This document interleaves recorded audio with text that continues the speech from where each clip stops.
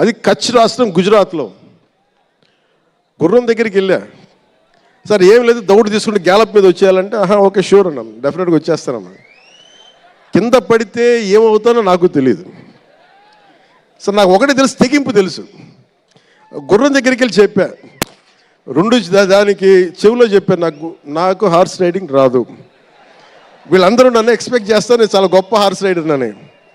అంటే హీరో అంటే అన్నీ తెలియాలనుకుంటారు, నాకు తెలియదు హార్స్ రైడింగ్.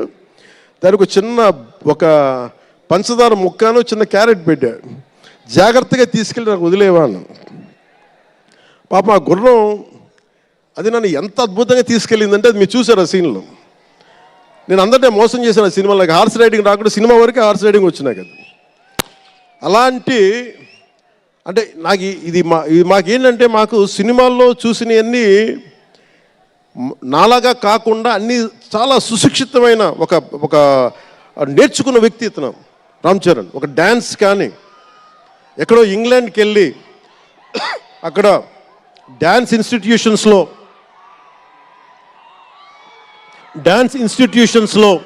డ్యాన్స్ నేర్చుకొని ఇవన్నీ వచ్చిన వ్యక్తి. అలాగే ఈ సినిమా ప్రత్యేకించి చాలా సోషల్ మెసేజ్ ఉన్న సినిమా నాకు అర్థమవుతోంది. పొద్దున్నే ట్రైలర్ చూశాను, గేమ్ చేంజర్ ట్రైలర్ చాలా అద్భుతంగా ఉంది, చాలా బాగా ఆడుతుంది అని చెప్పి మనస్ఫూర్తిగా అందరికీ అభినందనలు తెలియజేసుకుంటూ, ప్రత్యేకించి శంకర్ గారికి నాకు మనస్ఫూర్తిగా అభినందనలు తెలియజేసుకుంటూ, అలాగే తెలుగు చిత్ర పరిశ్రమకు సంబంధించినంత వరకు ఇది ఓజీ గురించి చెప్తాను, లాస్ట్లో చెప్తాను. నేను ఓజీ తర్వాత అంటే మీరు వదలట్లా. మన ముందున్న సినిమా గేమ్ చేంజర్ని బాగా చూడండి. ఎందుకంటే ఈ ఫంక్షన్ ప్రత్యేకించి ఈ మధ్యకాలంలో ఉన్న ఒత్తిడి తెలుసు మీకు. ఒక పబ్లిక్ ఫంక్షన్ అంటే ఎలాంటి ఒత్తిడి ఉంటుందో మీ అందరూ తెలుసు. నేను చాలా ఆలోచించాను ఈ సమయంలో పెట్టాలా లేదా అంటే, సినిమా అనేది 10 మందికి తెలియచేయాలి. దిల్ రాజు గారు లాంటి వాళ్ళు 3 సంవత్సరాలు తీశారు సినిమా. 3 సంవత్సరాలు తీసింది వాళ్ళకి దొరికేది దొరికితే ఒక 10 రోజులు, బడ్జెట్లు ఎక్కువైపోయినాయి.